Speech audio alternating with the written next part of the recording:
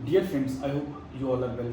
आज हम डिस्कस करेंगे एक बहुत ही important circular number 199 dated 17 July 2023। बिल्कुल अभी इशू हुआ ही है।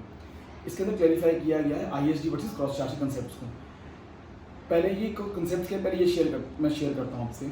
जैसे बेसिकली किसी का एक पैन नंबर है कंपनी का, उसके डिफरेंट स्टेट्स में ब्रांचेस हैं या फैक्ट्रीज हैं, उनको डिफरेंट स्टेट्स में जीएसटी नंबर लेना पड़ता है एज पर जीएसटी लॉ। और इनको हम लोग कहते हैं distinct persons, that persons who are having same PAN card but different GST number, same PAN card but different GST numbers।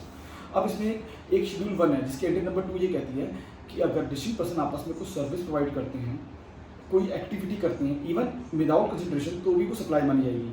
For example, एक हेड ऑफिस है, उसने कोई कॉमन इनपुट सर्विस प्रोक्योर करी, लेट से सिक्योरिटी की, और उसने बाकी सब ब्रांचेस के लिए भी बिल हेड ऑफिस में आ गया, तो वो कॉमन इनपुट सर्विस बाकी सबके लिए है। तो इसके लिए आप फ्री में प्रोवाइड कर सकते हो। You have to charge it is a supply, you have to charge a cross charge invoice as per this schedule 1। Secondly, कुछ इंटरनल जनरेटेड सर्विस भी होंगी। लेट से एचओ में आईटी टीम बैठती है आपकी, जो आईटी की सर्विस प्रोवाइड करती है बाकी सारे ब्रांचेस को भी। सीईओ सीएफओ मैनेजमेंट बैठती है, तो मैनेजमेंट सर्विस प्रोवाइड करती है, सपोर्ट सर्विस कह सकते हैं प्रोवाइड करती है एचओ। तो ये इसको क्रॉस चार्ज कहते हैं। इसमें जीएसटी लॉ कहता है कि आपको एक इनवॉइस रेज करना है, आपको फॉरवर्ड चार्ज में ये सप्लाई है तो आपको फॉरवर्ड चार्ज में इनवॉइस रेज करना चाहिए। ये शेड्यूल 1 में कह दिया। अब एक कंसेप्ट है आईएसडी का। आईएसडी का कंसेप्ट सिर्फ कॉमन इनपुट सर्विसेज को डिस्ट्रीब्यूट करने के लिए है, जो कहता है कि कॉमन इनपुट सर्विसेज को डिस्ट्रीब्यूट करना है आपको थ्रू आईएसडी मैकेनिज्म। ठीक है। अब जो फॉरवर्ड चार्ज है, जिसमें इंटरनल रिलेटेड सर्विसेज भी हैं, अदर सर्विसेज हैं, इसका जब बिल यूज़ करते हैं फॉरवर्ड चार्ज के अंदर, जब बिल इशू करते हैं अपनी ब्रांचेस को, उसके अंदर हम इनपुट कंज्यूम किसका कर सकते हैं? हम कर सकते हैं उसमें इनपुट का भी, इनपुट सर्विसेज का भी, कैपिटल गुड्स का भी हम इनपुट यूज़ कर सकते हैं। लेकिन इनपुट सर्विस डिस्ट्रीब्यूटर कंसेप्ट में सिर्फ इनपुट सर्विसेज के इनपुट को डिस्ट्रीब्यूट करने के लिए ये कंसेप्ट है। अब इस सर्कुलर में क्या क्लैरिफाई किया है? सर्कुलर में पहले तो ये क्लैरिफाई किया है कि भाई क्या इनपुट सर्विसेज के लिए आईएसडी यूज़ करें या हम क्रॉस चार्ज यूज़ कर लें। तो इन्होंने ये क्लैरिफाई किया है कि आपने दोनों में से आईएसडी मैकेनिज्म या नॉर्मल फॉरवर्ड चार्ज में इनवॉइसिंग अगर करिए, which ever methodology you have adopted is acceptable. दोनों कॉन्करेंटली फॉलो करना मैंडेटरी नहीं है। नंबर 1 क्लियरली ये इस सर्कुलर में बोला है।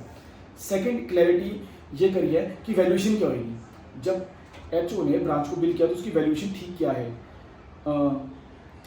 तो इसमें 2 केस बनेंगे। जब ब्रांच को पूरा इनपुट अवेलेबल है, हम पहले ये डिस्कस करेंगे इसके अंदर, और सेकंड केस बनेगा जब ब्रांच को इनपुट अवेलेबल नहीं है। अब पहले केस में जब ब्रांच को इनपुट अवेलेबल है तो उसमें इसको फर्दर कैटेगराइज किया जब इनवॉइस रेज्ड है और invoice not raised by HO है, या one branch to another branch, दोनों इसमें कवर हो जाएंगे। Let services provided by HO to branch और इनवॉइस रेज किया और उन्होंने एक इनवॉइस रेज कर दिया 1 लाख रुपीज़ का। लेट से 18-19 में एक इनवॉइस रेज किया 1 लाख रुपीज़ का। उसमें कौन से कंपोनेंट्स इंक्लूडेड है या नहीं है, लाइक सैलरी इंक्लूडेड है नहीं है, ये कंसिडर नहीं करना है। ये सर्कुलर कहते हैं कि जो भी इनवॉइस एक ऐसे टैक्स पेयर ने रेज कर दिया, वो जो इनवॉइस में वैल्यू है वही करेक्ट वैल्यू मान ली जाएगी as per proviso to rule 28।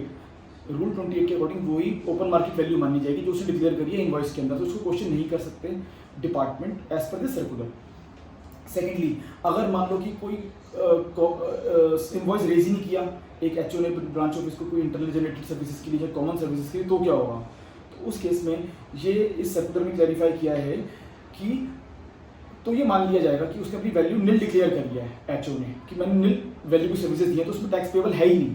तो अगेन ये डिस्प्यूट भी डिपार्टमेंट ने क्लैरिफाई कर दिया कि ये डिस्प्यूटेबल नहीं रहेगा। अगर आपने नहीं इनवॉइस रेज की तो भी कोई दिक्कत नहीं है। इट विल बी एज्यूम कि आपने निल वैल्यू की सर्विसेज प्रोवाइड करी हैं। अब अगले केस में जब इनपुट्स पूरे एलिजिबल ही नहीं है हमारी ब्रांच, हो सकता है कि वो कुछ एग्जाम सप्लाई करती हो या पार्शियल एग्जाम सप्लाई करती तो रूल 42 में रिवर्सल करना होता है। जब उसको पूरा इनपुट एलिजिबल नहीं है हमारी ब्रांच को, उस केस के अंदर इन्होंने ये क्लैरिफाई किया है कि आपने सैलरी कॉस्ट इंक्लूड करी है या नहीं करी है वो कंसिडर नहीं किया जाएगा, वो इरेलीवेंट नहीं है। अगर आपने सैलरी कॉस्ट कंसिडर नहीं भी करी तब भी जो आपने इनवॉइस रेज किया है वही करेक्ट वैल्यू मानी जाएगी रूल 28 के अकॉर्डिंग।